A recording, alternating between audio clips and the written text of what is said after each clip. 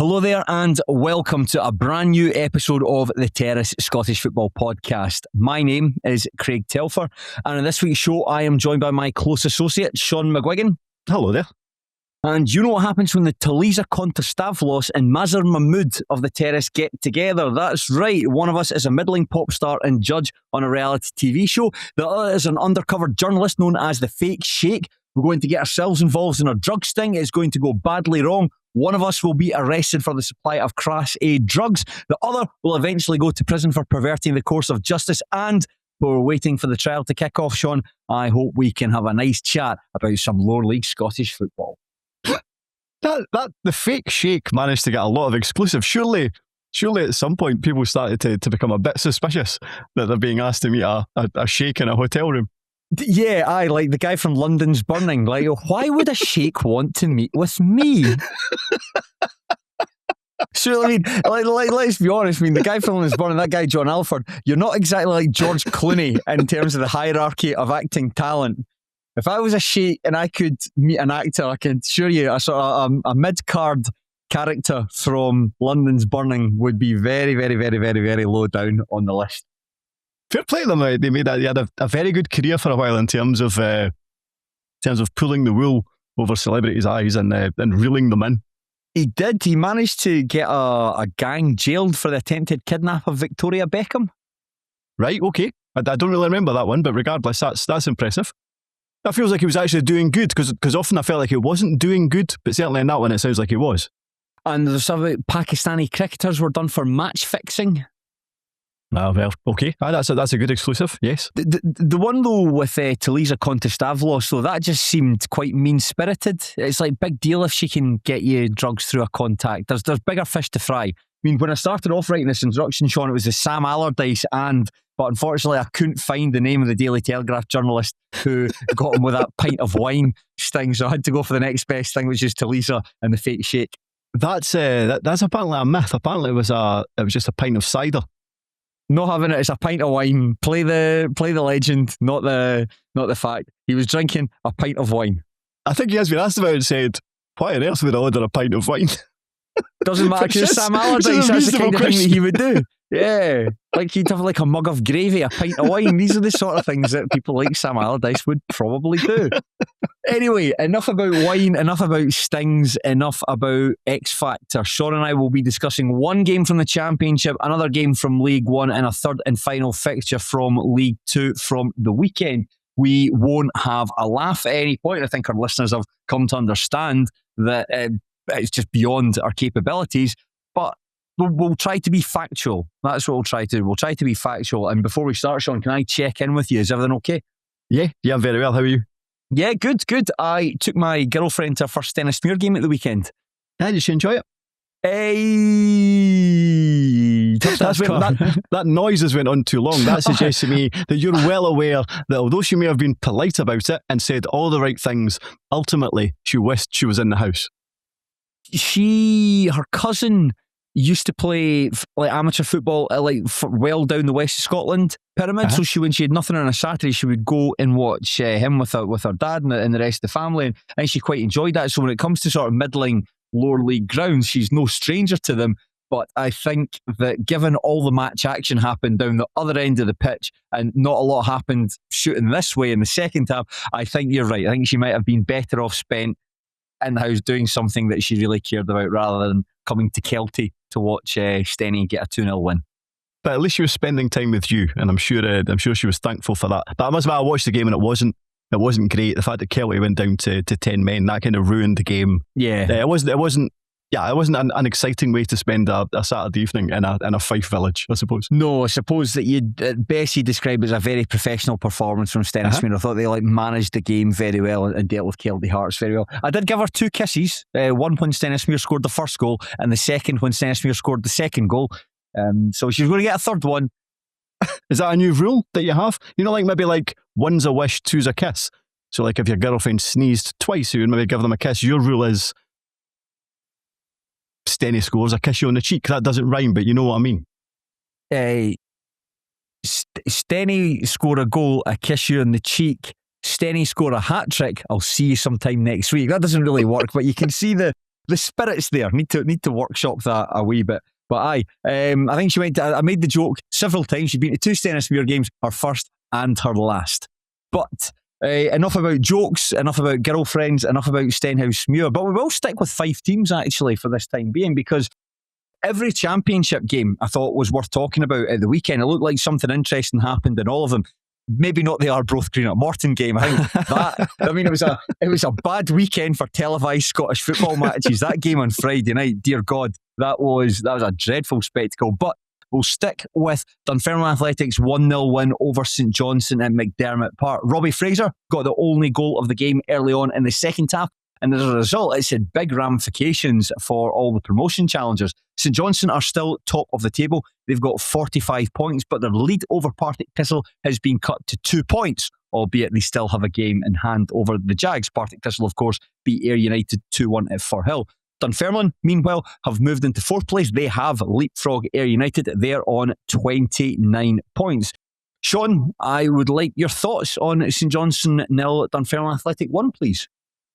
It feels like it's potentially a significant result, especially for Dunfermline. You're always kind of wary of saying that about any kind of result in the Championship, because so few teams, even Partick Thistle at times, have struggled to put a real kind of run out win streak. Right. I mean, Partick Thistle are good at home, but really struggle away from home. But we did touch on Dunfermline when they had that victory against Hibs.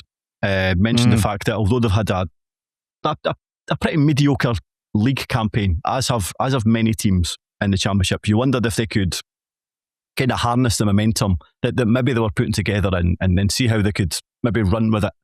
And this was an example at Perth that maybe they can do something with it. It was interesting that Neil Lennon, admittedly praised everybody, but when he was kind of pushed about, would you single anybody out? Not that he singled out individuals, but the people that he mentioned first of all were the Charlie Gilmer that sits in front of the defence, the wing backs, and the centre halves, the 3 centre halves, and again, they looked like they were excellent defensively. Kept St Johnstone certainly limited them until very late in the game in terms of chances created. As they were really good against Hibs, as they were really good against Wraith Rovers. So there's definitely something there. The Dunfermline definitely have kind of stumbled over something there, which is quite interesting, especially when you think about the makeup of who's involved in that, which you'll probably go into later. So it feels like a significant result for the Pars. And in terms of St Johnstone, I don't think I'd be worried if I was a St Johnstone fan, but you maybe, I suppose if you were going to worry about anything, it was the fact that without, obviously Sidibe has now left the club, it was Jamie Gullen who started up front at the weekend, and I like him. And we've praised him about the fact that he can play anywhere in that forward line. I do think in terms of maybe leading the line, he certainly has different attributes from Sidibe, which maybe makes him a lesser option in terms of if you want him to lead the line. So maybe that is a concern in terms of going forward, especially when they have such a big game on Friday against Partick Thistle. So I think it was a tight game, but I think Dunfermline warranted the win. To be honest, I was surprised that Dunfermline got the win, and it's nothing to do with the quality of the team or anything to do with that. Because I do think that Dunfermline, when it all clicks, they've got quite a high ceiling. Dunfermline, I think they can be quite an exciting team to watch. It was more to do with the fact that they've just had that huge victory over Hibernian, and it wasn't just maybe it's the nature of the goal as well, coming in injury time and to be able to celebrate the supporters. I was worried that this match against the league leaders would be a bit after the Lord Mayor show, and it would be like maybe being brought back down to earth, and St Johnstone might win this game 2-0, 3-1, something like that. I'd say it was very spirited from Dunfermline Athletic. I don't think there was all too much football being played in this game. The pitch in McDermott Park looks in dreadful condition, really, really threadbare at the moment. And it's actually, even when they were in the top flight, it's difficult to remember the McDermott Park, unless somebody wants to jump in and tell me now. It's very difficult to remember the McDermott Park pitch looking as bad as that. The game against Ayr United from the KDM Evolution Trophy was postponed owing to a waterlogged pitch. So a lot of work to be done there. But it looked like the kind of game, very windy conditions as well. I think it was very windy across the whole of Scotland over the weekend. It felt like the kind of game where it's just about, to borrow expression from boxing, biting down on the gum shield and getting through it and having to defend well and having to play percentages and take the chances when they fall your way. And boy, did they do that. I thought it was a fantastic goal from Robbie Fraser. I really liked the way Neil Lennon spoke about it in his post-match interview, where he talked about his touch to take the ball away. I think he takes it away from... It's Liam Smith, and you got to say it's poor from Toby Stewart, the St Johnstone goalkeeper, to effectively give the ball to him when he tries to pass it to Liam Smith. But his touch takes it past Smith and falls brilliantly for him to lash it into the net. I mean, it's a very, very powerful finish. But I think the goal came at the right time, just after the restart, and they broadly dealt with everything that St Johnstone threw at them. Yeah, indebted to Dennis Mehmet at the end for a really good save from, I think it was from Sam Stanton, and then Uche Piazzu had the chances back to back from one another. But other than that, just a very, very good day's work for Dunfermline. Yeah, it's interesting what you say about the kind of after the Lord Mayor's show, and maybe this was like the kind of perfect game when you have such a big result against Hibs, in that it's a big away game. Because partly because they had that good result against Hibs, they took a massive kind of travelling support to Perth. Look, they had big chunk behind the goals, and they had a bit of alongside the park as well. So a big travelling support. Sounded like they were really vocal, and because it's that big game, so imagine like this week, for example, they're at home to Airdrie. So if they'd maybe followed up the win against Hibs with a home game against Airdrie, but it's maybe a wee bit more sparsely populated in terms of the stands, not necessarily a big travelling support. Maybe the weather's no great, and it doesn't feel like a big occasion. Whereas I do think that Saturday did. So potentially the nature of the game, who it was against, and where it was, and the travelling support very much helped them as well. In terms of the goal, you're right. I thought Stewart made a mistake in terms of it was got a slack pass back. Liam Smith didn't react quickly. He was kind of back on his heels, but then he was quite slow to reacting to Fraser. But then if you're just slower than your direct opponent, I'd give Liam Smith a pass for this one. I think it was just your all the circumstances around it. When you're that close to your goal, you get a poor pass into your feet, and you've got someone as quick as Robbie Fraser behind you. I can't blame Liam Smith for this one. But you mentioned what Neil Lennon said. He said that basically in training, every shot he has, it just kind of goes into row's head, and it's just absolutely rubbish. He said it goes into row F. Is it specifically F? Yeah, I remember listening to. I've got that down. Normally when he shoots, he's hitting row F, and I thought that's unusual. So that's a bit of work to do. Yeah, but I mean, I'm sure it's F. I'm sure it's F. But it's like, not that he had loads of options, but it did feel like he had at least one other option, and I can understand how, because I think immediately after the goal, I'd seen comments from St Johnstone fans, like clearly debating or kind of criticising Stewart for his pass, but then maybe also asking questions about whether he should have saved the shot. I don't think you can at all. No, you can't say that. It was unexpected, and B, it was just such a well-placed, well-drilled shot that that nobody would have expected. It's an excellent finish. It's something that frustrates me with that, where a goalkeeper gets beaten at his near post, and a goalie should have saved that. The ball's moving 1,000 miles an hour.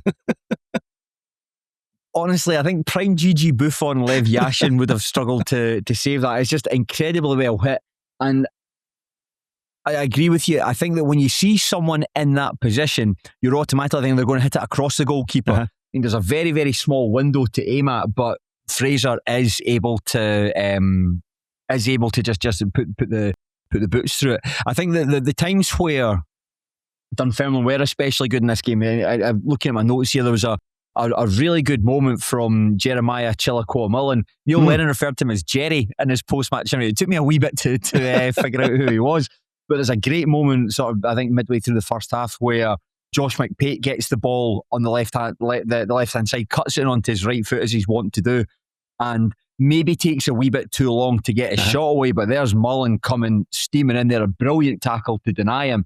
And then further forward, there's a really, really nice piece of play. Dunfermline sort of bouncing forward in the counter-attack, and Todd comes into the box and maybe should have squared it to Zach Rudden, who was perhaps a bit more open. You could see Rudden with his arms out saying, why do you not square it to me? But you saw what Dunfermline can do at both ends in there. And then in the second half, after going the goal up, there were I think Sam Stanton looked like he was involved quite a wee bit with what St Johnstone were looking to do. Again, Dunfermline broadly able to stand up to what they had to offer. Yeah, and I think in terms of going forward as well, I think it was some St Johnstone fans that thought, right, well, maybe a draw would have been a fairer reflection. And I kind of understand where they're coming from, maybe on balance of play, but certainly in terms of chances created, I thought Dunfermline created the better ones, probably a few more. And as you say, it was only right at the end when Mehmet had, I know it was a double save. I thought his first save was very good. The second one he should definitely be making. In terms of, you mentioned Chillico and Mullen. I just think, in terms of even if you just want to look at the starting 11, like there's players within that who, and Chillico and Mullen is certainly a good one to point out, where I remember when he first came, we were like, my goodness, this guy is it's a total cliche. One of those, like, you would describe him as a Rolls Royce of a defender. And he can defend, but he's also quite comfortable just kind of coming out for the back and starting an attack as well. But then there very much seemed to be a dip, and I appreciate he's a young player. But I think we were both of the opinion he's going to be going to maybe a Premiership club or a decent team down south. Then there was a dip, and they were like, actually, maybe this is his level. But now again, maybe the last kind of 2 months, he looks like the type of player we thought he might have been, say, like 12 months ago. But aside from him, who's had that kind of up and down performance, but essentially played every week, or certainly most weeks, there's probably 3 or 4 players in that Dunfermline starting lineup on Saturday. And bear in mind, they beat the league leaders, the favourites, the team that you would expect to win the league. They probably had 4 players that, if they'd maybe left in the summer, I think Dunfermline fans would have been quite happy. Or certainly 3, and maybe 1 other that they wouldn't have been that bothered about in terms of, so Kieran Ngwenya, Dennis Mehmet, Tashan Oakley-Booth started in the middle of the park, and Matty Todd, again, as a player who has kicked on. So when you think about the fact that they have just, it appears that they've started this really good run of performances and results, but they're doing it with players that have essentially come out from the cold. I find that quite interesting as well. Yeah, that's an interesting point. Yeah, Tashan Oakley-Booth, I'm sure there's a guy who runs a sort of aggregator account or spoke on Twitter, spoke really highly of him. And then you actually saw him in action. I think, are you sure? Are you sure? I am not going to go to you for my football consultation services, sir, based on this. But yeah, it's right. It's rejuvenation. I suppose that in terms of the players that Dunfermline brought in the summer, a lot more like wild cards, like punch, like Caceres, for instance. I don't know if is he still at the club? Is he moved on? Jefferson Caceres, is he still there? Still there. I don't really think he's had the impact that a lot of people would have really hoped for him. I think he's occasionally someone who can do great things, but that's probably like once every couple of matches. That kind of player. But those guys, and Ngwenya thought looked like he'd a good game here. You know, Matty Todd looked like he'd a strong performance, sort of like linking the midfield and the attack. So I think that because they haven't been able to sign the experienced players that Lennon perhaps would have wanted or maybe anticipated for this, you kind of have to just go with what you've got. And if he is able to get a tune out of them, then Dunfermline could be in a strong position to challenge for that 4th spot. I mean, they're there already, so it's not outside the realms of possibility for them to maintain that form over the remainder of the campaign. Bear in mind as well, they've dealt really well with the loss of Barney Stewart. I would imagine I'd imagine they were potentially keen to bring him back if that was an option. That's obviously not the case. Stewart is actually doing really well in the top flight. We wondered if he'd be able to do that. Fair play. He's handling it with aplomb. I suppose they were able to bring in Callum Morrison, who started in this one. But when Stewart went back to Falkirk, I wondered how Dunfermline would cope. But they've very much coped with it in their stride. Fair play. Simo Valakari, speaking after the match, said the game was decided by small margins. The small margins broadly this season have gone in their favour, but this was a game where it didn't. But he's looking forward to the next game against Thistle. That's a really big match. You think that Valakari's right, Shaughan? Was it a game of fine margins? It probably was, actually, on the balance. I mean, going by you can only the highlights only take you so far, but he might have a point with that. It probably was, in terms of the fact that it finished 1-0. I don't know. I mean, Neil Lennon said that they thoroughly deserved to win. I wasn't entirely sure. Like, as much as they deserved to win, I did think it was tight. So I maybe disagreed with him to a degree, but then also I probably disagree with Valakari to a slight element, in terms of I just thought Dunfermline deserved the win, whereas how he described it, almost like a coin toss, in terms of how he was describing it. I like listening to him, but it will be interesting. I think there is a big question mark in terms of how they replace Sidibe, because it wasn't his goals. Like, I think he maybe only had 4 or 5 league goals, so they don't have to replace goals, but they definitely need somebody to lead the line, and I don't think they necessarily have anybody in there at this moment in time who can do the same kind of thing that Sidibe did. No, I suppose that if you were thinking of an ideal centre forward at the club who can basically just play with his back to goal and act as a focal point, you'd have thought that Uche Piezu might be that kind of player. He can certainly do that as long as he doesn't have to move and can basically just stand in the one place and let balls come into his orbit. But although Sidibe was really good, like kind of similar to maybe Simon Murray at Queen's Park, if you want a comparison, where someone who has bags of energy, very selfless for the team, but can run laterally, can run horizontally. But he, for all the good stuff that he did at St John's, I think he's well and truly blown it after effectively downing tools. Am I right in saying? I think that was the suggestion, that he effectively forced the way out of St Johnstone to Stockport County. I mean, I don't think there was ever signal on the park in his last kind of game or two that anything untoward was going on. But I believe people in the know, so maybe like Eric Nicholson, for example, has suggested that, yes, either he or his agent or both forced the move. And as much as that isn't, if you're a St Johnstone fan, that isn't what you want to hear. But by the same token, if Stockport are, whatever it is, doubling or trebling his wages, then it's also understandable. So I can kind of, I do appreciate where he's coming from if that is what happened. And if that's Eric Nicholson writing something negative about a St Johnstone player, then my goodness, things are deadly serious. No, deadly he was writing serious. something negative about a Stockport player. He hid Valakari's shoes. Actually, he just started stealing stuff from his office one by one till Valakari comes back and he doesn't have a desk. Adama. The replacements, Shaughan, they've been linked with Josh Fowler at Queen's Park and Ollie Shaw at Hamilton Academical. I think Josh Fowler would be a player that would excite me immensely. I don't think it's in Queen's Park's best interest to let him go at this stage of the season. I think perhaps Queen's Park as we've said numerous times in this podcast, Queen's Park would want to keep him, try to stay in the Championship and then just allow him to leave at the end of the season. I think them staying up is more valuable than the like £50,000 or however much they would get for Fowler. Who do you think, if it's a binary choice between Shaw or Fowler, what would you do if you're Valakari? I mean, if it was literally which one would I prefer, I don't think there's a contest at Fowler. Like I was at we'll discuss it later, but I was at the Challenge Cup quarter final on Tuesday night, and again really impressed by him, sitting on 19 goals this season, and he's not just a player who scores goals. There's just so much more to his game than that. Not seen as much of Shaw, but I don't know if that is the case. I just think Fowler is a far better player, but I also think that there would be a lot to do. There would be a lot to sort in terms of the Fowler deal. You'd have to agree a transfer fee. You would then have to agree.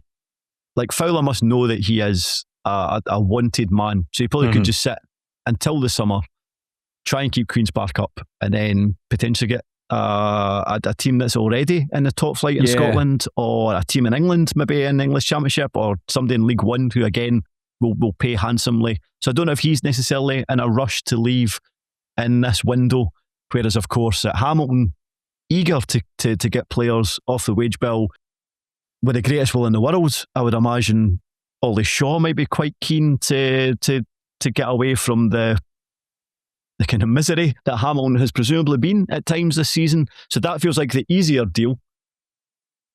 So I suppose that would be the one I would expect, but I've no doubt that they would prefer Fowler. And if it was something that was doable, do Queen's Park need the money? Probably not. And I think they would be doomed if he did leave. So I don't expect that to happen. Shaw, I think, is a real possibility though. Up next, Shaughan, you've touched on these two fixtures earlier. An enormous game on Friday night between St Johnstone and Partick Thistle. The teams met on the opening day of the season at McDermott Park. That finished 5-1 to St Johnstone. That was like a wow. That was a sit up and take notice result, sit up and notice kind of performance. It feels like a bit of a 6-pointer, this one. It feels like if St Johnstone win this, then they basically just re-establish control at the top of the table. They've got that game in hand, and I think that if they are to win that would create an 8-point gap at the summit, which we're running out of games. I think it'd be quite difficult for Thistle to overturn. Thistle win, however, they go top of the table for the first time this season, only by a point. And yes, St Johnstone have that game in hand, but it feels like a psychological thing where the chasers become the chasees. I think it's going to be class. However, there is the worry that game against Ayr United postponed for the waterlogged pitch. We've mentioned the pitch being in absolutely horrible nick. I just wonder if this game might be postponed. I don't think the weather's to be great in Perth from kind of here on in. I don't think it's to be like torrential rain or anything, but it is to be kind of light rain, and you already have like an accumulation of water on the park. I think it'll probably make it. I don't know if it'll be a classic. I still, for all the fact that Partick Thistle, I thought they looked quite decent against Ayr United at the weekend, albeit they were kind of holding on, I suppose, towards the end. And St Johnstone weren't great against the Pars, and there's a wee bit pressure on them, but just Thistle's away form is a concern. So I'll still go for a home win. Imagine they got the game switched to Firhill for this one. Thistle win this comfortably. And then could you do that at this stage of the season? I don't know. Probably not.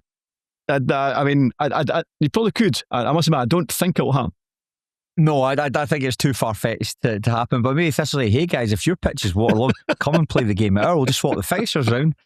They win 5-0, go top of the table, and that's it. Then when it comes to the game at McDermott Park at the end of the season, just a dead rubber. Thistle just winning all their home games, winning all their way all the way to the title. Yeah, I thought Thistle, again, only going by the highlights from their match against Ayr United, I think had Logan Chalmers stuck that penalty away to make it 3-0, I think they could have gone on to give an absolute doing to Ayr United. But as you say, at the end, they were somehow indebted to Josh Clark, made a really, really good save at the death from George Oakley. Really strong save to stop him from equalising. But I think this is going to be a class game. Just as long as Thistle don't have to hit any penalties. And I think they've missed their last 3 penalties, which seems absolutely absurd. And in terms of Dunfermline, Shaughan, again, you've touched on it, at home to Airdrieonians. Airdrie, quite a disappointing result against Ross County, losing 1-0 to a late Kieran Phillips header. It felt like a draw might have been the fairer result in this match, but it feels like a demoralising result all the same. Yeah, and I think Dunfermline's got a pretty good record against Airdrie this season, less so if you go back a bit further, but just the fact that Dunfermline are kind of putting wins together, and Airdrie doing quite the opposite. I expect a home win.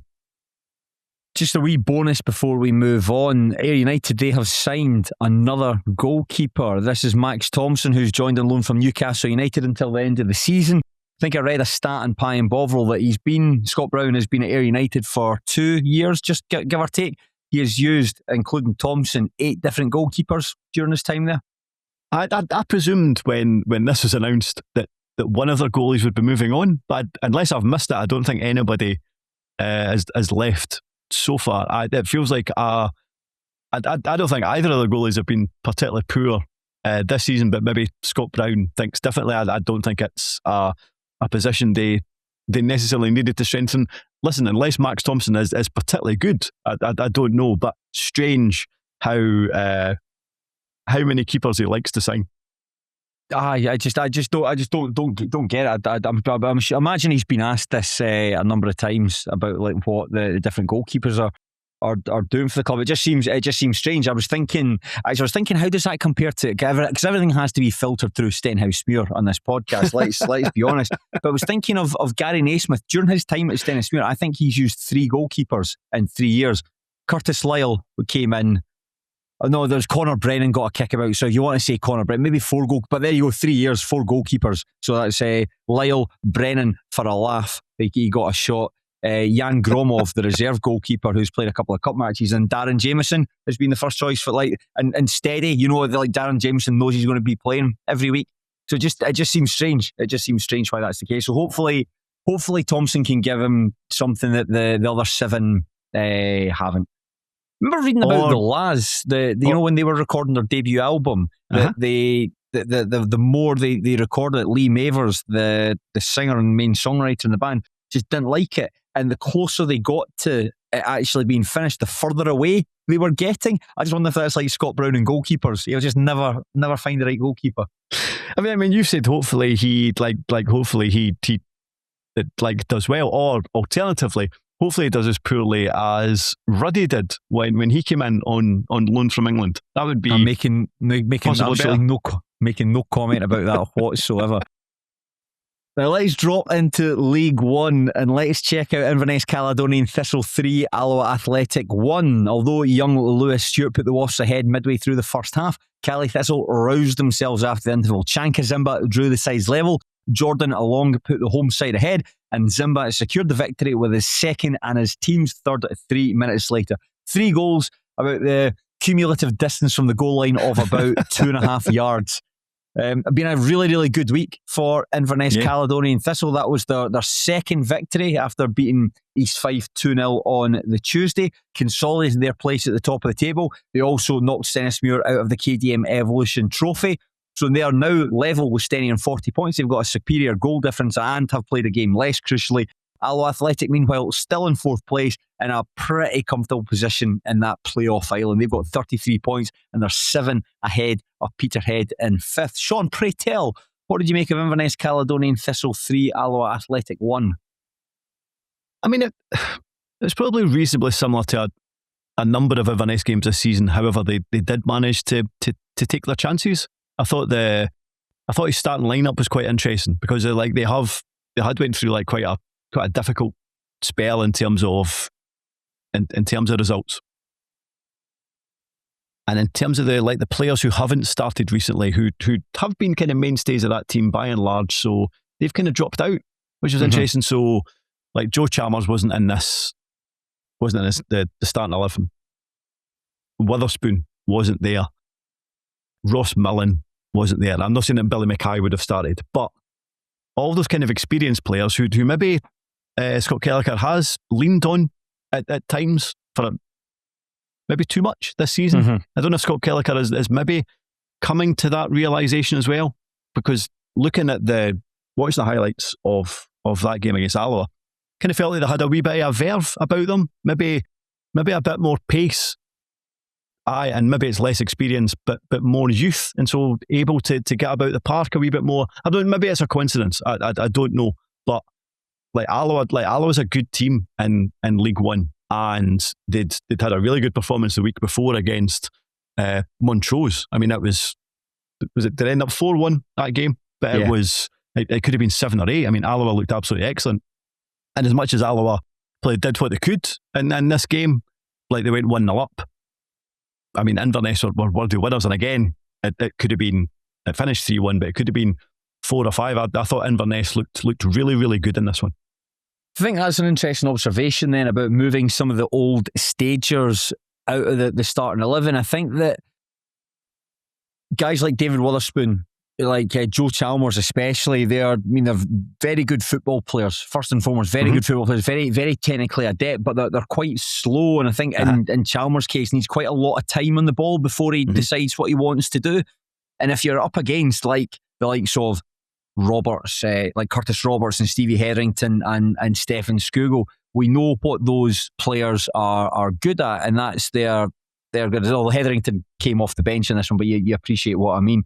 They're all that midfield trio works so well for Alloa, and if they take the ball off you, it can be quite a long time before you get it back.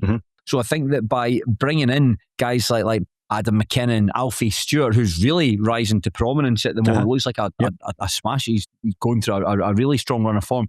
By bringing them in, verve, I think that's an interesting word that you use. I'd agree with that. And then on top of that, with Zimba having returned to fitness, means you don't need to play Billy Mackay anymore. Gives you a lot more going forward. And I thought in this match that a lot of the times the balls went into the Alloa box, it was sticking. I thought that Zimba had a particularly good game, just in terms of backing into centre backs, trying to pop the ball off. Didn't necessarily work all that much, particularly in the first half. But that was an option that they had. On another day, they could have made those chances count. So it was strange then to see the goals coming from set pieces. And I wondered if, when Cali Thistle were going through that poor run of form, you wondered if maybe they're a wee bit too predictable. Maybe they need to find another way to win. So that's it, just punt balls into the box from set pieces and let the big guys deal with it. And it works. It absolutely works, because there was 2 of the 3 goals coming from that. Yeah, poor Alloa defending. I think Andy Graham was especially unhappy with defending for the second goal. When you see it, you can completely understand. Alonga's unmarked. It's a great finish, actually. Really, really good finish. But nevertheless, he's unmarked inside the penalty box to score. So, it's just, I think Cali have got a different option. And when you're seeing the younger guys who have got a bit more fizz about them adding something in the game, then when the game is effectively won, then you can bring on David Wotherspoon to maybe slow things down a bit. You know, technical player, difficult to get the ball. Kelleher looks like he might have stumbled a lot upon something that can help them going into the latter part of the season.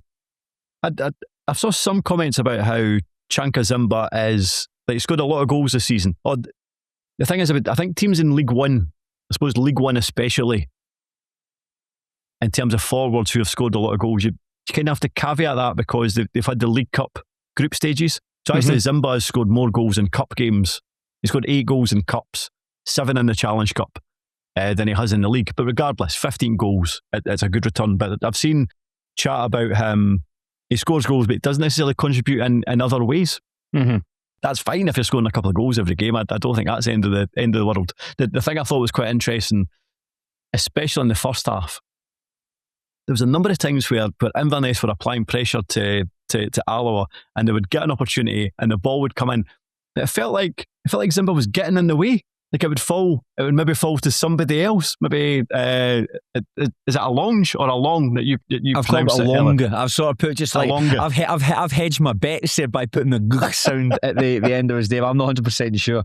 But I just felt like he was so keen to get involved that he was maybe taking up space that he didn't have to, if that makes sense. He was drawn to the ball.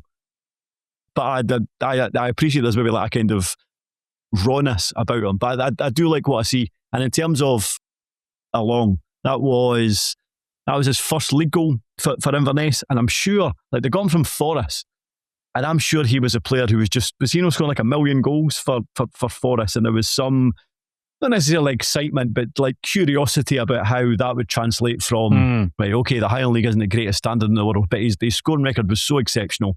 It'd be interesting to see how that translates. It hasn't quite worked out so far, but I still thought there was elements from the highlights that I quite liked about his game. So like, you go back 3 weeks and 3 weeks ago and you think, Inverness might be in a wee bit of a quandary here. It'll be interesting to see how Scott Kelleher can turn this around. But actually, you're now thinking, right, well, they're probably going to be fine again. I think so. I think that was, as you mentioned there, just a really important week. I think that the ship has well and truly been righted by the past 3 results. Prior to that, very, very sticky, especially getting knocked out the Scottish Cup by the Spartans. But it feels like they're in a good place. I was watching the results coming in. Stennismuir, as we mentioned, went to see them against Kelty. That was a 5:30 kickoff. So I went round to my mum's house and was watching the scores count on Gillette Soccer Saturday and punched the air in giddy delight when I saw that Alloa Athletic had taken the lead.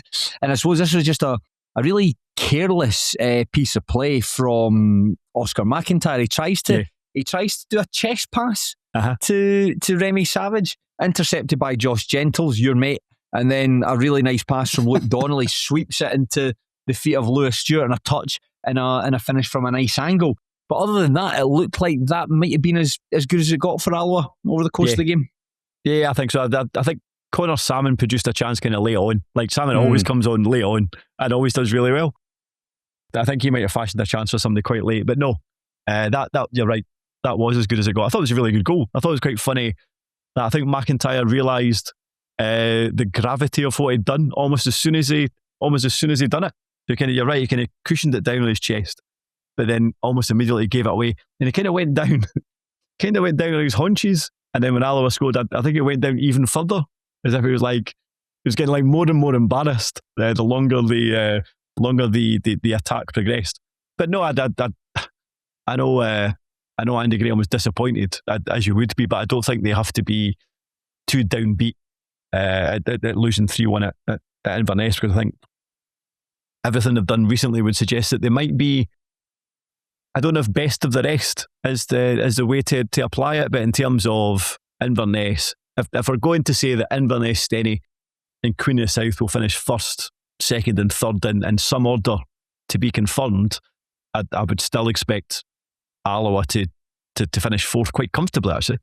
I think so. I think they're a very good team, but it's just that Cali Thistle have got levels and gears they can go through, and I think they showed that in the second half, albeit you really have to question some of Alloa's defending. I think it was that Graham in his post-match interview said, like, if a team cuts you open, then fair enough, there's not a lot you can do about it. But when a ball's just swung in to the post, I think it's a free kick. I think it's Alfie Bavidge takes it about 40-50 yards from goal, swings it into the box, and the long is just basically unmarked. And we mentioned there, passes it into the net with a sort of like a very cute volley.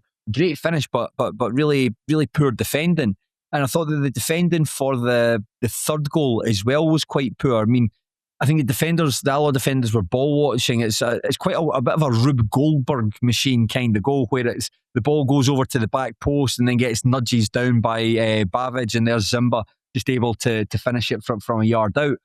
And I know that you're not necessarily going to mark someone when they're on the, maybe you should mark someone when they're on the line, but I just felt as though that people were just watching stuff happening rather than actually reacting to what the players are doing, and that's how Zimba was able to get that third goal that effectively put it well beyond doubt. Yeah, and I would disagree with, maybe I'm not necessarily disagreeing with Graham, but you know how you'll hear managers, I can't remember exactly what he said, but you know how managers will say, well, you don't want to lose a goal at a set piece. It's unacceptable, it's ridiculous. If you get cut open, well, that's fair enough. But like sometimes it's quite hard to defend set pieces. Like see if somebody, like if you've got if you've got 5 or 6 players that are particularly tall or they're good in the air, and you've got 1 or 2 players that are really good at delivering set pieces, corners and free kicks, then that's going to be really difficult to defend against. But I do think in this game, to be fair, it was whether it was a lack of organisation or a lack of paying attention ultimately and staying with a man, it was poor defending, even regardless if it was a good delivery or not. Wasn't happy with how some of the Cali Thistle players reacted to the third goal. He said like some of them probably think they're a wee bit, and he stopped himself. And I think that what Andy Graham was going to say was some of the players think they're better for the level than they're at. I think that's what he's going to say. So I didn't read anything about the reaction to it. I've only seen that stuff from Andy Graham. So I don't know if there was perhaps some verbals on the bench, one bench gesturing to the other. But I think that's what he meant when he said, I think he was going to say something that could have been seen that he's too nice a guy to criticise folk. I think that's what it is. But that was one of the rare times he loses the run of himself, but then very quickly corrects and gets and finds the run of himself. But I think he's obviously not happy with something. Did you read anything at all about what happened at the third goal? I thought it was really interesting, but I haven't read anything about it whatsoever. So I don't know if it was an interaction between the dugouts. I even wonder if it was something that continued after the game. But I think you're right. Was it specifically that third goal that he called out?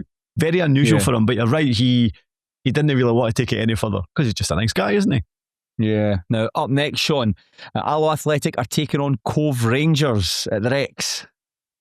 As much as Cove have had a wee bit of a resurgence and signed lots of players who were previously on the books at Kelty, I think Alloa win this one. That'll put butts in seats. And I thought it was strange though, just on that, the cooperation agreement. I remember at the time, you're going back to the summer, but I think people at Cove Rangers thought that a cooperation agreement with Aberdeen was in the bag, given the geography between the sides. The fact that Cove, effectively is in Aberdeen, it's just in a sort of suburb on the south of the city. So it made more sense to allow Aberdeen to keep a closer eye on these guys. But the players in the past had done very well out on loan at Kelty Hearts. I think guys like Connor Barra and Alfie Babbage, Kieran and Gwenya as well. So from that perspective, a club they had a good relationship with, so send the players down there. I'm not sure it worked quite as well as anyone would have anticipated. I'm not sure. I think maybe other than Cooper Masson, that the three young guys didn't really have the impact that people were expecting them from. So if you're effectively swapping one relegation battle for another, albeit one that's just closer to home. So I'd be interested to see Paul Hartley can get a different tune out of them. I think he might, but I don't think that's going to happen in time for this match. I often look at the Cove Rangers starting lineup, and they don't have a full bench. So I suppose it gives them bodies. I do think Cooper Masson's good. I would imagine if any of them's going to make an impact, it will be him. But I mean, they're all so young. And I do think the Cove Rangers have got still have quite a good starting 11, just a very little behind it. So I still think their minutes might be fleeting. So I don't know if they'll necessarily make a massive impact, but who knows? And then perhaps one of the most interesting games. In fact, there's a load of interesting games happening next week. I think, Shaughan, next week's podcast, I know we don't like doing it. We always like talking about different teams on a week-by-week basis. I think 3 of the teams we're talking about from each of the divisions, we're going to be talking about them again next week. And I think we'll probably have to address this game, Queen of the South versus Inverness Caledonian Thistle. That's a huge game. Yeah. I've got off the top of my head that Queen of the South's record against Inverness is really, really poor. And as much as Queen of the South are really good against East Fife at the weekend, extraordinary interview from Dick Campbell after that match. Yeah, well, we'll park the Queen of the South Inverness Cali Thistle game just for a second if we could. I put this in the bonus section, so we might as well just come on to it just now. As soon as the post-match highlights dropped for the post-match highlights, what are the players getting changed? I don't know. As soon as the match highlights dropped for this, I watched wow, and thought that East Fife have taken an absolute scud in here. Queen of the South were very good. Queen of the South have been in a bit of a tear pretty much over the last couple of months anyway. But watch Dick Campbell's post-match interview where he said, I have to take responsibility for this. I think, wow, that's really magnanimous of you. And then go and remind me what he said. He put the word fuck in there, but he used a curse word when he talked about the defending. He talked about how poor the defending was. So you're right. He said that he took accountability and responsibility, whatever his specific wording was. But then he started talking about how poor the defending was. And to be fair, that was pretty bad. And then when he was essentially kind of getting into the nitty gritty of how poor the defending was, he went, that's got fuck all to do with the manager. I couldn't believe they kept that. I was delighted they kept that in. Very, very surprised that they kept that in. Even if you just bleeped out, even if you just bleep out that swear word. Very funny. Very, very funny. Just as well he's managing East Fife and not Forfar Athletic, because if it was a Forfar, I'd just be fucking mute. Just Dick Campbell's mouth moving and nothing coming out. So they're playing Queen of South Cali Thistle. You're right to say that they don't necessarily have a particularly good record with them, but they are playing well at the moment. They are at home. It's a long way for Cali Thistle to travel. I think that Cali Thistle have been on the road a lot recently. I think that Billy McKinney's post-match interview said this is one of their first games at home in a long time in the past couple of months. Purely from an interest point of view, I actually hope Queen of South at the very least take something from the game, if not a win. But I don't know, there's just something about Queen of South and Grinning Pete and big games that I really have little trust in them. Rightly or wrongly, I have little trust in them. So I'll go for, I think it'll be tight, but I'll go for an away win. I'm trying to think what I want from this match. A draw. A draw or a Queen. Actually, no, a Queen of the South to win here. I don't want Queen of the South, providing that Stennismuir beat Peterhead, of course. I want Queen of the South to win here because I think that really spices things up. That would puts any top of the table if that plays out the way I want to, and then Cali Thistle and Queens go level in points, albeit Cali Thistle still have that game in hand. Very, very interesting stuff. Before we move on, Shaughan, into League 2, got a message on Instagram from Graham McLean, the stadium announcer at Peterhead. He was explaining his goal music. Now, they play the Scotland, the Brave, comes from the Netherlands. FC Twente use it, so he's using that. And Blue by Eiffel 65 is because they play in blue. It's simple as that. So there's no arguing with that. There's no arguing with that. So fair play. And Graham, do keep up the good work. The stuff is really good, and it gives Shaughan and I something to talk about as well when we're just running out of stuff. What you get Peterhead's goal music? You happy with it? Aye. No, it's, I suppose when he explains it so rationally, it's just common sense, really, isn't it? Yeah, it is. I need to know more about the Hawaii 5-0 though music coming in when the team have only got to scored 2 or 3 goals. Well, why not, Graham? Thank you very much for getting in touch again, and good luck for the rest of the season, although not on Saturday. Now, our featured match in League 2 took place at Meadowbank Stadium, where Edinburgh City and Annan Athletic played out a 2-2 draw. Despite taking a 2-goal lead through Uzi C and an Ollie McDonald penalty, Edinburgh City somehow chucked it away. Miles Gaffney pulled one back, and then in the 94th minute, Josh Dixon scored an excellent equaliser from the edge of the penalty area. City, this was an enormous missed opportunity for them, with Dumbarton themselves chucking away a 2-goal lead against Elgin City. They are Edinburgh City, bottom of the table, 13 points, 5 from Dumbarton in 9th. And Annan Athletic, meanwhile, bobbing around in mid-table, 7th with 22 points, albeit they have games in hand and some of the teams around them. Shaughan, thoughts on Edinburgh City 2, Annan Athletic 2? I think they could potentially both take something from this game, and I don't just mean like a point each. In terms of Edinburgh, I think there might be positives. Certainly, listen to Michael McIndoe. He was unbelievably enthusiastic. The most positive I've heard him in a very, very long time, which was quite interesting considering. You know, just on that, Shaughan, that's something that was noticed as well. I think that we'd mentioned in previous post-match interviews where it seemed like he'd gone after the players, which isn't like him. This felt much more like the Michael McIndoe that I know, and the Michael McIndoe I've come to really appreciate, where no matter what the adversity is, you look for positives. Do you remember the interview that he gave when they drew 2 each with Falkirk back, where Falkirk got a last minute penalty, and it was the penalty, the contact look that happened outside the box. In his post-match interview, he basically said, "Yeah, I'm not here to talk. It wasn't a penalty, but I'm not going to talk about that." And just basically dismissed it in one sentence. Think, wow, that's incredibly magnanimous. And for this, mentioned huge missed opportunity, and you're just focusing on how great the team's through balls were and how good the Williams twins looked in the middle of the park after the loan spell. It's not many managers can get away with that sort of stuff, but McIndoe is certainly one of them. I mean, there's definitely something to be said. I'm not sure if I agreed with everything he said, but he definitely made some valid points. I think Edinburgh were the better side. I think they looked like they played like loads of good football at times, albeit even at 0-0, I think in the first part of the game, I think Mark Weir had a really good save. Point blank, it was an extraordinary save actually. Oh, aye. And that was who's it from? It's from I couldn't see. It's a Tam Muir header, it's a diving header, and he just chucks his arm up. That's incredible goalkeeping.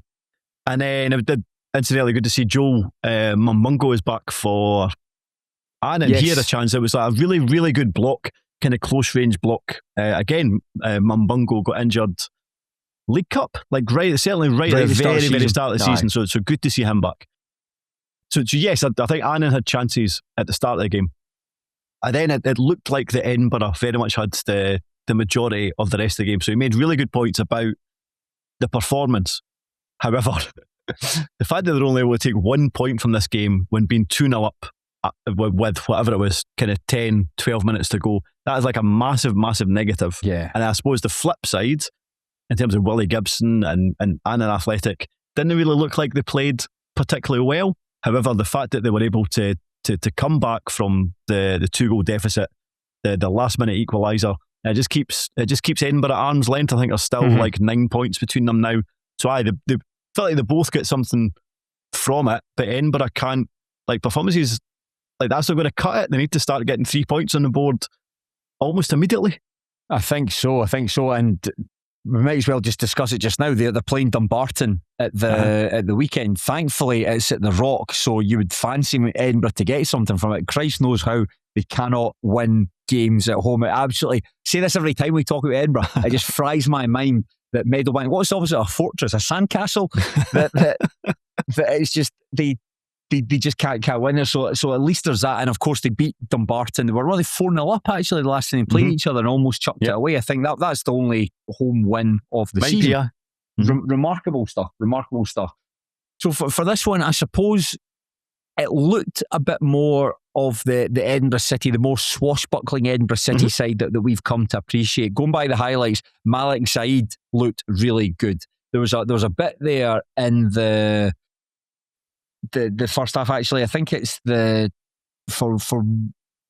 basically sets up James Stokes for a shot as Albinson saves it, but he gets the ball out in the corner, beats two players, and then passes the ball along the face of goal for Stokes. It's a really good save from Albinson. That's the kind of Edinburgh City that we've come to really appreciate. All the clever touches in the middle of the park and getting the ball up quickly, not like playing like long balls, but being able to go from here to here to here, like really quickly. That looked like they've got something. The fact that he is that when Mackindo's excited about something, I'm excited about something. When he said that it's a championship squad in the making, I believe him. I actually believe this is a championship squad in the making. Is it though? Is it a championship squad in the making?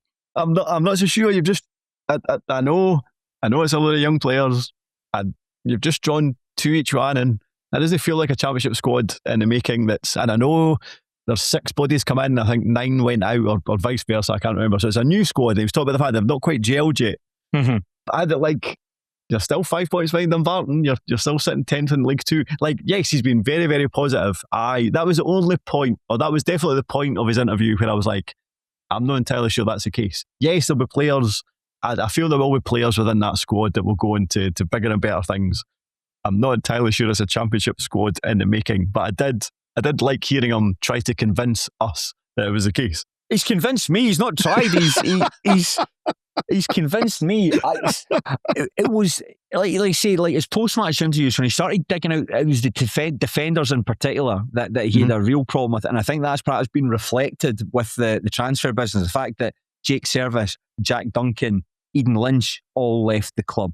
And I was surprised at that. Maybe not so much about Jake Service, because I think he was only really brought in as cover really for like Duncan, Lynch, Lewis MacArthur. But I thought Duncan had a bit about him and turned actually into quite a useful player for them when he was moved into an auxiliary centre forward after Daramola's injury, and Jayden Ferguson just didn't really cut it. Lynch, I was surprised there, but there was a suggestion maybe there'd been a fallout, given that I think when he was substituted still in Albion, tossed the armband away, or there was a miscommunication there. It felt as though the player, I was actually thinking about this, the player that Edinburgh City really, really, really miss, John Robertson.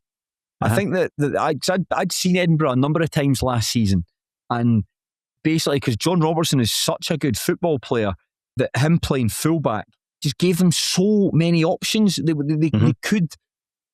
They could play in such an interesting way with him moving into the middle of the park, creating another body there. And the fact he's just a good defender, just fundamentally a very, very good football player. And I think that if it wasn't for the fact he's a police officer outside of the match, outside of football, that he'd probably still be playing in SPFL level, so there's the quality for it. And when they played Lynch at right back, I've said this in previous podcasts, but Lynch, for as much as I love him, just isn't as good a football player as John Robertson. So it felt as though you're weakening centre back and you're also weakening right back by having him in there.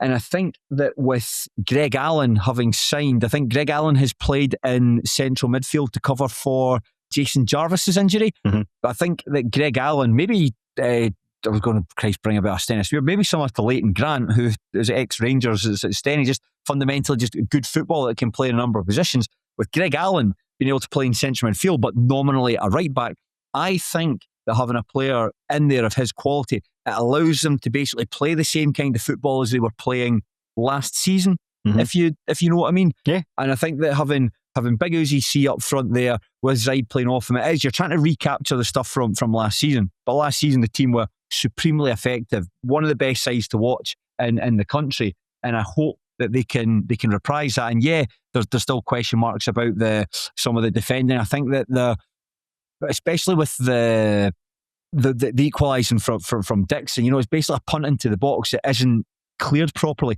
The goal as well, the Gaffney's goal, it's a long throw into the box that isn't dealt with. And that's something that Markendale had spoken about from when they were getting beat by the likes of Stranraer at home, where he complained about the defenders not doing the simple things.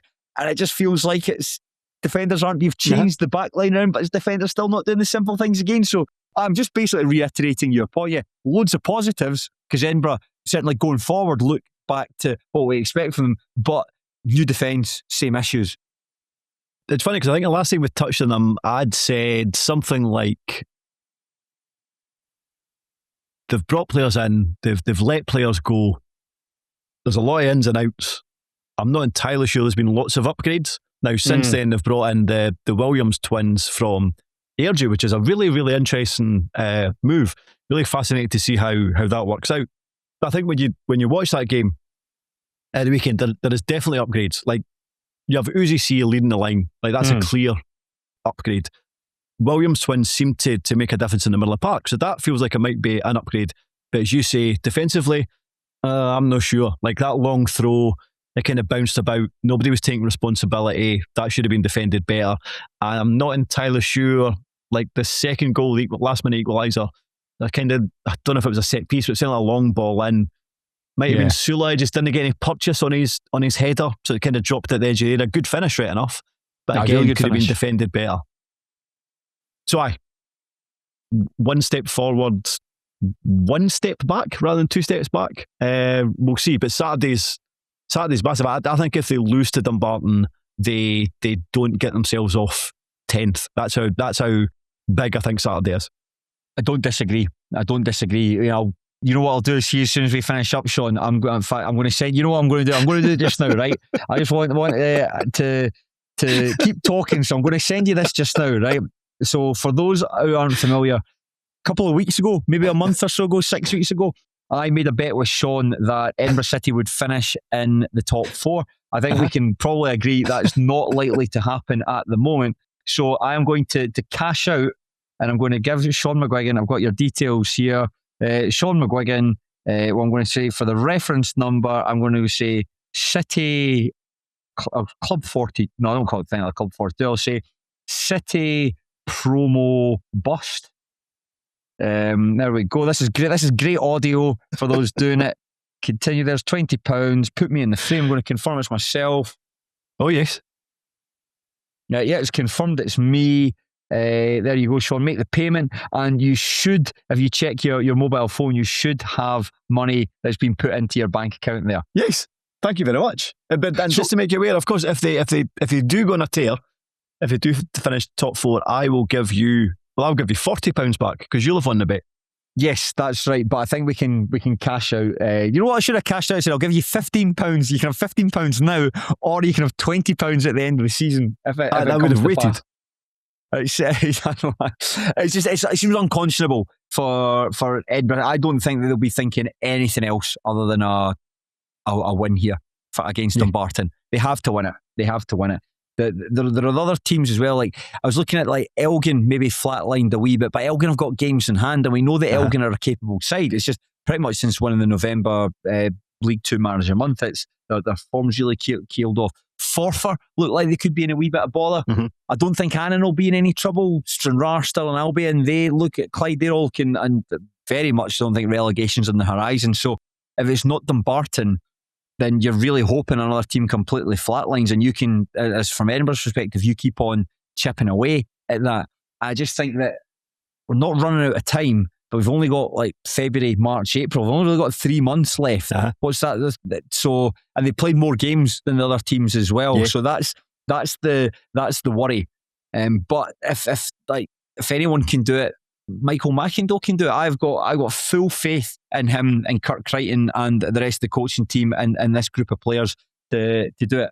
Don't think they'll finish in the promotion playoffs right enough, but I do think they'll avoid finishing bottom of the table. I'm positive. I'm not saying I'm wavering about Michael Mackiндale, but I am worried about him and Edinburgh City. What I did think was really funny is right at the start of the match, Willie Gibson just trying to shoot from kickoff. Like I know when Edinburgh kick off a match, they always kick for touch, but to actually try and lob the goalkeeper from centre, that was bold. Bold. Don't know if they'll do that again. It didn't work very well, but unusual. It was unusual as well. The first goal from UZC, brilliant work from James Stokes going down the right-hand side of the pitch. It looked as though, going by Gibson's reaction, the ball had gone out of play. Gibson is tracking him, puts his hand up. But I mean, for the best of all, Gibson is as brilliant a football player as he is. You're not going to keep up with James Stokes. Maybe more on hope than expectation. The ball's crossed the line, and there's Stokes. Great ball across the face of goal, and there's C just sliding to put them ahead. I mean, Gibson said afterwards that he thought, I think he said he was really proud of his players, the fact that they came back from 2 goals down, and he did say, and they were on the end of 2 poor decisions by the referee. So, like, okay, if he thought the first one went out of play, impossible to tell from the camera angle. It was certainly close, put it that way, but I didn't look at it and say, oh, that's definitely out, but impossible to tell. I'm presuming he also meant the penalty for the second goal that Ollie McDonald scored. I thought it seemed a reasonably clear-cut penalty. But again, I know you've only got one camera angle, but it seemed fairly clear-cut. I thought so as well. I thought so. Like Uzi C just nips in before Albinson can get to it, and he's tripped. And I think C makes, I see, like, does draw the referee's attention to it, but it's still a clear penalty and a good finish from Ollie McDonald. Surprised that they've taken a punt on Ollie McDonald. Maybe it's just the way the finances are. He's been given the number 9 jersey, so obviously there's a great degree of faith in him. But he just kind of gives the impression he's a player who he's spent the last wee while just bobbing from team to team on short-term contracts and never really found a place he can call his own. Yeah, I thought I thought he might have been more of a body in terms of making up the bench, but he started in this one and he scored, albeit I appreciate it was a penalty, but I was also reasonably surprised that he's went back there. Up next, we mentioned Dunbar versus Edinburgh City and Annan Athletic versus Clyde. Clyde, of course, coming into this match after a very well-deserved 2-1 victory over the Spartans. Yeah, I mean, Clyde will either win this one or draw 1-1. The fact that they're away from home, I'll maybe go for a draw. And in terms of Dumbarton, Edinburgh, goodness me. Very thorough. I watched a very thorough Dumbarton highlights at the weekend. They lasted like 15 minutes. I thought for maybe the first half, but I think it was very much wind assisted. I thought Dumbarton looked great. Like they had so many attempts at goal, so many corners, but then just kind of wilted in that last kind of 50 minutes. So I suppose the opposite of what Edinburgh did. Again, I don't know if I have faith in Dumbarton. I might actually go for an Edinburgh City win. Yeah, 100%. I'm going for an Edinburgh City win as well. I think if they can win this, I'm not even countenancing anything other than a win for Edinburgh here. I just, in my head, it just feels like it's the 3 points are in the bag. Like I was kind of, maybe was I losing faith in Mackie though? No, just surprised to hear him speak in that way. But after that in post-match interview, I am well back on the wagon. Do you think that he, I can't believe I'm about to say this, do you think he genuinely believed what he was saying after the game on Saturday? Yeah. Or do you think to himself, or do you think that he has thought to himself that he's went a bit far in terms of criticising his players and he's tried to go back the opposite way? I would say maybe, but he's given interviews like that in the past where there's been setbacks in games and he's not really focused on them. He's more focused on the positives. And I think that's what I like. That's what I want to hear from him. That's what I want to hear from him. Is that sort of like it's slightly deluded, but just so convincing. I mean that in the nicest way possible. I mean I know they keep on. It's something they reference a lot of time that if it wasn't for the points deduction, they would be in 4th place at the moment. You kind of say, well, yeah, but you do have the points deduction. The points deduction happened quite a long time ago now. Still 10th. So you can't keep focusing on that. You have to basically just like push on, and I think they'll push on against Dumbarton. It's a shame because I like Dumbarton. I don't want to see them finish bottom either. Same. But I do quite like Edinburgh City as well. And as for Annan, just on that, I think that Gibson's got the team in quite a good place. I'm quite excited to see what Tim Scott can offer them now that he's joined on loan from Queen's Park. I think that he's someone who's very, very fast and quite skillful, but just maybe needs, that's quite a bit of a cliche, but just needs games under his belt to acclimatise to men's football. I think he can maybe go back to Queen's Park a better player. Albinson's a good signing. I think that, and you never know, maybe Gibson might be the man to get a tune out of Joel and Mbongo. We don't know. And I was quite looking forward to seeing Tommy Goss, but of course he's injured. Yes, aye. So who knows when we'll see him again. I just wonder if there might be a parting of the ways at the end of the season between Goss and Annan. A very fleeting revisit to Annan from Goss potentially. Yeah, we'll see. But Shaughan, I think I've got the feeling we've run out of steam here. I think so, yeah. Yeah, it's okay. Sometimes it's okay to run out of steam if you've put a lot into it. It's like if a football at the end of a match runs out of steam, that's fine, as long as it doesn't happen like 40 minutes into the game. But I think next week, we know the games. I think we'll be talking about St Johnstone versus Partick Thistle, Queen of the South versus Cali Thistle, and Dumbarton Edinburgh City. Can we just book that in just now? I won't be, because I'm in Tenerife. Oh! So you might be. I am unavailable next week, so I'll miss out on that trio of humdingers. Fuck. Fowler will step in. Or Fraser. For Fraser's alright. So that sounds really cheeky. Fraser's alright. It's not. Fraser's very good. Fraser's very, very good. And I suppose he will be at the Dumbarton Edinburgh City game. So there you go. So yeah, no, I'm actually a bit more sanguine about it now. I've gone from here to here. So thank you very much, Shaughan. Now, so if you've enjoyed listening to this podcast and you want to hear more, do subscribe to the Terrace Patreon, patreon.com/Terrace Podcast. For as little as £2 per month, you can access some world-class content about Scottish football you're just not going to get anywhere else.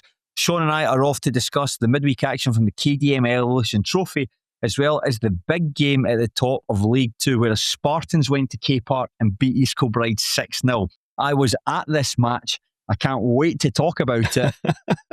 We could have put it on the main show, but let's monetize it. If you want to hear 40 minutes of me talking about what I saw last night, you're going to have to get your checkbook out. Patreon.com/Terrace Podcast. Shaughan, thank you very much for your time. No, thank you. Everyone who took the time out to listen to this podcast, thank you very much for your time and enjoy your football. But unlike the wee fannies scrapping after the match between Arbroath and Greenock Morton on Friday night, please do so respectfully. Or just go to Pleasureland and hash out your differences in the arcades. It really is that simple. Thank you.